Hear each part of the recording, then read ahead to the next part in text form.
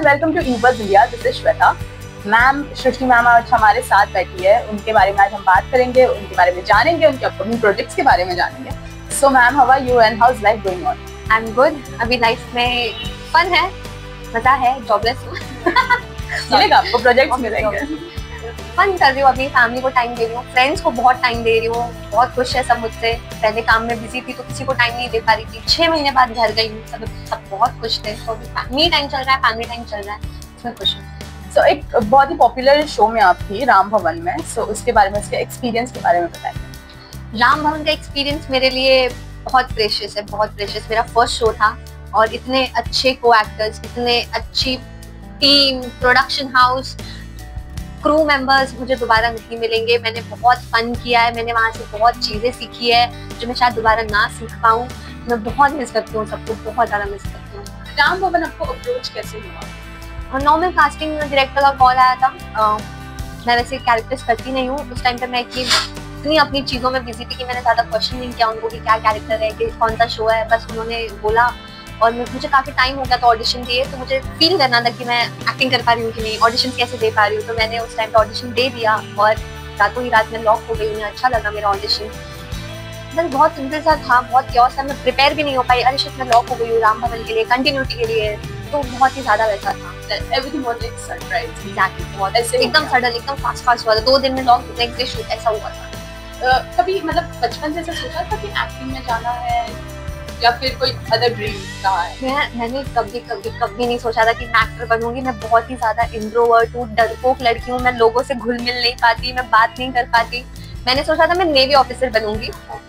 मुझे navy officer बनना था, लेकिन उस टाइम पे लॉकडाउन लग गया तो मैंने माइंड स्विच किया कि एयर होस्टेस बन जाती। तो मैं इन चीज़ों में थी और मैंने कभी ये तो नहीं सोचा था कि मैं कैमरा के आगे काम करूंगी। मैंने फोटोग्राफी वगैरह सीखी, मुझे शौक था फोटोग्राफी का। सोचा था कि कैमरे के पीछे काम करूंगी।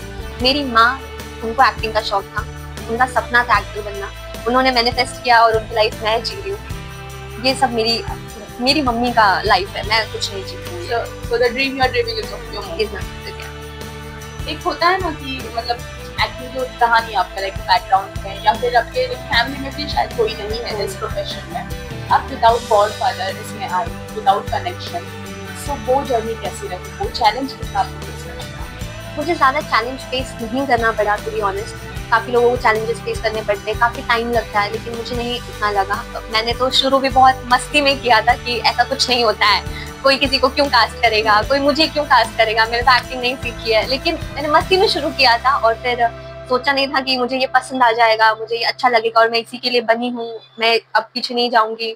तो मेरी जर्नी इतनी हार्ड नहीं रही और मुझे लोग भी वैसे मिले। बाय गॉड ग्रेस मुझे जेन्युइन लोग बहुत मिले और जितने भी मिले सब ने मेरी हेल्प की है, मुझे गाइड किया है। तो मेरी जर्नी इतनी डिफिकल्ट नहीं थी। मेरी जर्नी सिर्फ खुद को लेके डिफिकल्ट थी। मैं खुद से ही फाइट कर रही थी, अपने इंट्रोवर्ट पने से, अपने एंजाइटी से। सोशली बहुत एंशियस हूँ मैं, तो मैं अपनी ही चीज़ों में दबी हुई थी।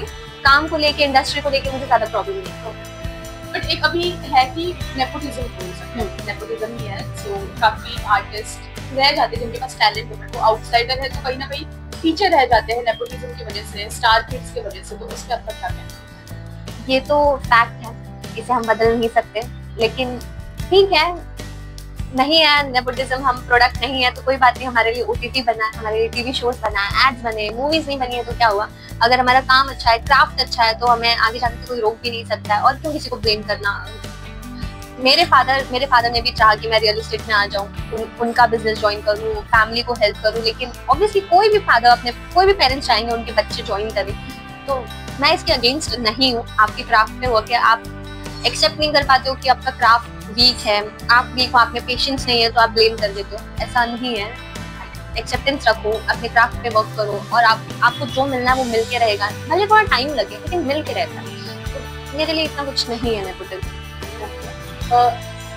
रियलिटी शोज अगर ऑफर हुए, अभी तो काफ़ी अलग अलग रियलिटी शोज आते ही रह रहे हैं, बट अगर बिग बॉस, कपड़ों की खिलाड़ी कोई ऑफर हो तो करना?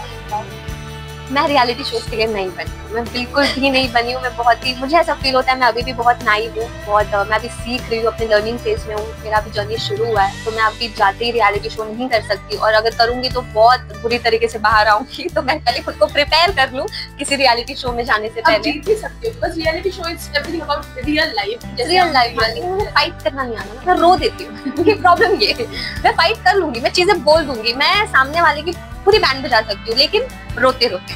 हाँ, मैं बहुत इमोशनल, और ऐसा नहीं कि मैं रो रही हूँ, बस आंखों से पानी आना शुरू हो जाता है। जैसे आवाज ऊंची होती है, आंखों से पानी आना शुरू, और लोगों को लगता है मैं रोती हूँ। और मैंने ऐसे बात भी की है, कई लोगों ने मुझे गाइड भी किया कि तुम रियलिटी शो के लिए नहीं बनी हो, तुम मत जाना बिग बॉस में। तो अगर मुझे फन करना है और अगर कोई रियलिटी शो करना है तो मैं एक ट्राई करूंगी कि मुझे खतरों के खिलाड़ी मिले। बहुत फन है उधर, बहुत मजा एक्सप्लोर करते हैं, बहुत मिलता है, तो वो मुझे अच्छा लगता है। ऐसे घर में बैठ के कौन चिल्लम चिल्ली, वो तो डिप्रेसिंग सा लगता है, वो नहीं हो पाएगा। वो ओके, और अभी के अपकमिंग प्रोजेक्ट्स क्या है? अपकमिंग प्रोजेक्ट अभी मैं ऑडिशंस दे रही हूँ। अभी लेट्स सी, मैं सीरियल्स के लिए ट्राई कर रही हूँ कि एक और एक लीड पकड़ूँ, मतलब फिर आप लीड पे जंप करूँ। बहुत हो गया कैरेक्टर, बहुत हो गया time waste and all, age जा रही है मेरी। तो मुझे लीड पकड़ना है, और मैं अभी सीरियल के लिए ही ट्राई कर रही हूँ। मैं अभी ओटीटी के लिए नहीं कर रही हूँ, तो म्यूजिक के लिए नहीं करना है मुझे। तो अगर सीरियल मिलेगा तो उसके बाद मैं देखती हूँ कि मुझे क्या करना है। 3-4 साल अभी मुझे सिर्फ सीरियल करना है। 3-4 साल। सो आप बेसिकली मुंबई से ही हो? बॉर्न एंड ब्रॉट अप यहाँ की हूँ। मेरे पापा का नेटिव प्लेस है यूपी गोरखपुर, तो 2-3 बार विजिट हुआ है मेरा, लेकिन बॉर्न एंड ब्रॉट अप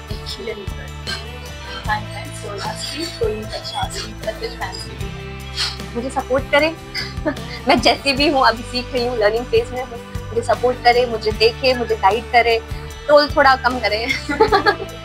और काइंड वर्ड यूज करे, काइंड रहे, बस यही है। Thank you so much for talking to us. Thank you.